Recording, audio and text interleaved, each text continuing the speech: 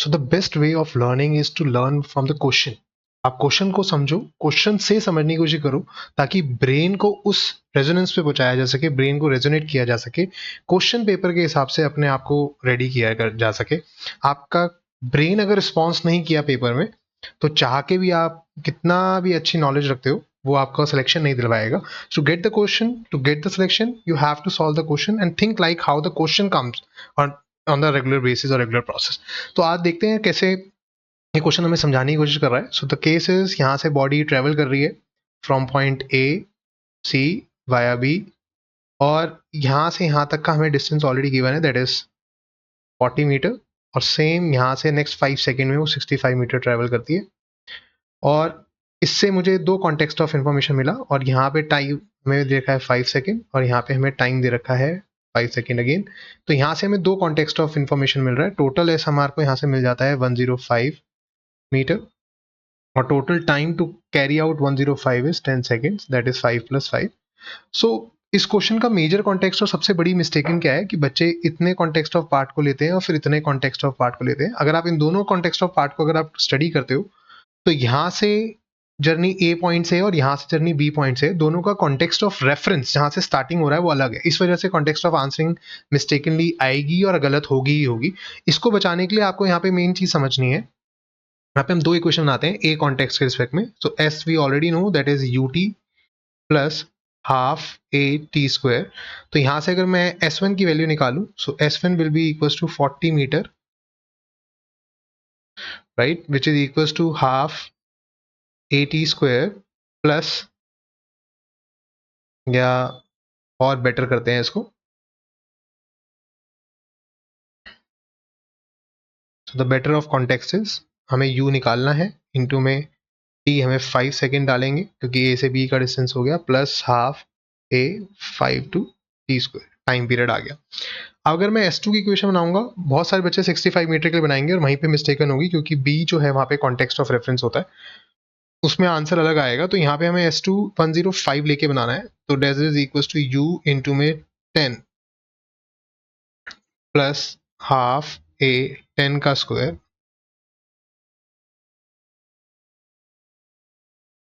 Right. सो अगर मैं इसको 10 का स्क्वायर लेके सॉल्व करूंगा, तो मेरे पास यहाँ से A की वैल्यू निकल के आएगी, दैट इज 1 मीटर पर सेकेंड स्क्वायर। एज यहाँ पे दो इक्वेशन है, दो वेरिएबल्स हैं, और दो वेरिएबल्स हैं तो दो इक्वेशन अपने आप में कॉन्टेक्स्ट ऑफ वर्क रखती हैं। तो acceleration equals to 1 metre per second square, which turns out to be u equals to 5.5 metre per second. जब आप इसमें वैल्यू डालोगे तो हमें सी ऑप्शन मिलेगा। यहाँ पे कॉन्टेक्स्ट ऑफ लर्निंग ये है कि आपको हमेशा ऐसे क्वेश्चन में एक ही कॉन्टेक्स्ट ऑफ रेफरेंस से दो इक्वेशन होनी चाहिए। अगर एक कॉन्टेक्स्ट ऑफ रेफरेंस से दो इक्वेशन नहीं होंगी तो आपके मार्क्स कटेंगे और अल्टीमेटली ये ऑप्शन करेक्ट नहीं होगा। So this is the major context of learning from this particular question. So next type of question is this: a body falls from height h, 200 metre दे रखा है हमें, और उस 200 मीटर की रिस्पेक्ट में हमें क्वेश्चन को कैलकुलेट करना है। तो हमें ऑलरेडी पता है कि यहाँ से हमें हर नॉर्मली ये क्वेश्चन ज़्यादातर केस में बच्चे ट्रिक्स की फॉर्म में याद रख लेते हैं, दैट इज़ 1:3:5 और 7। लेकिन इसको आज हम प्रूव करेंगे कि किस तरीके से ये वर्क कर रहा है। तो इनिशियली बॉडी फ्री फॉलिंग है, तो u इक्वल्स टू 0 हो गया मुझे यहाँ पे, और हमें h हमें दे रखा है 200 मीटर, और हमें हर 2 सेकंड के इंटरवल पे कैलकुलेट करना है। मेक श्योर जो टाइम ऑफ इंटरवल होना चाहिए वो हमेशा कांस्टेंट रहना चाहिए, तभी ये कॉन्टेक्स्ट ऑफ ट्रिक अवेलेबल है, दैट इज 1:3:5। अगर ये टाइम ऑफ कॉन्टेक्स्ट कांस्टेंट नहीं है, मतलब पहले 2 सेकंड फिर अगले में 3 हो जाए, फिर या नॉन यूनिफॉर्म टाइम पीरियड दिखा रखा है हमें, तो उस केस में ये कॉन्टेक्स्ट ऑफ ट्रिक वैलिड नहीं है। सो h इक्वल्स टू 200 मीटर की हाइट में हमें गिवन है और हमें इसमें कैलकुलेट करना है। तो यहाँ से अगर हम u0 डाल देते हैं तो अभी हम already no s equals to according to second equation of motion half a t square, और यहाँ पे एक्सेलरेशन ड्यू टू ग्रेविटी है, u0 डालेंगे तो s equals to half gt square आ जाएगा मेरे पास एज एन इक्वेशन फाइनल। तो अगर मैं यहाँ पे अलग अलग इंटरवल के लिए बात करता हूँ, तो पहले t इक्वल्स टू 2 सेकंड के लिए डाल के देखते हैं। तो हमारे पास जो फाइनल कॉन्टेक्स्ट ऑफ s आएगा वो आएगा हाफ gt स्क्वायर के बाद अगर मैं हाफ g और 2 का स्क्वायर डालूंगा तो it becomes 4 and answer is 2g।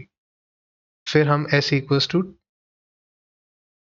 t equals to 4 second के लिए हम s कैलकुलेट करते हैं। So s will be equals to half g 4 का स्क्वायर, दैट इज 8g। और फिर नेक्स्ट 2 के लिए that is t equals to 6 second के लिए. So s will become half g 6 का स्क्वायर दैट इज 18g. तो हमें रेफरेंस ऑफ टाइम देखना है, मतलब अगर मैं s2 में से s0 को माइनस करूंगा तो मेरे पास फाइनल आंसर आएगा 2g. s4 में से s2 माइनस करूंगा तो मेरे पास फाइनल आंसर आएगा 6g. और s6 में से s4 माइनस करूंगा तो मेरे पास फाइनल आंसर आएगा 10g. अगर आप इन तीनों को देखोगे, इन तीनों की रेशियो 1:3:5 की टर्म्स में, तो इस तरीके से ये प्रूव्ड होता है. तो this is the paper context, this is the question context जो हमें यहाँ पे समझना है और अंडरस्टैंड भी करना है. तो जितनी बार आप क्वेश्चन से कॉन्सेप्ट ऑफ लर्निंग सीखोगे, you always score better than the student जो सिर्फ थ्योरी और इन सब कॉन्टेक्चुअल लर्निंग में जा रहा है. And we believe this channel helps you to do this whole system in this whole channel is supported by Clap 3D, so you must subscribe this channel ताकि आप इसको वर्कफ्लो में ला सको, समझ सको कि कैसे कॉन्टेक्स्ट ऑफ लर्निंग हमेशा क्वेश्चन से हमें कंसेप्ट कैसे लर्न करने को मिल सकते हैं. और ये चैनल का मेन पर्पस यही है कि आपको सिर्फ क्वेश्चन से कॉन्सेप्ट ऑफ लर्निंग सिखाई जा सके ऑन अ रेगुलर इंटरवल.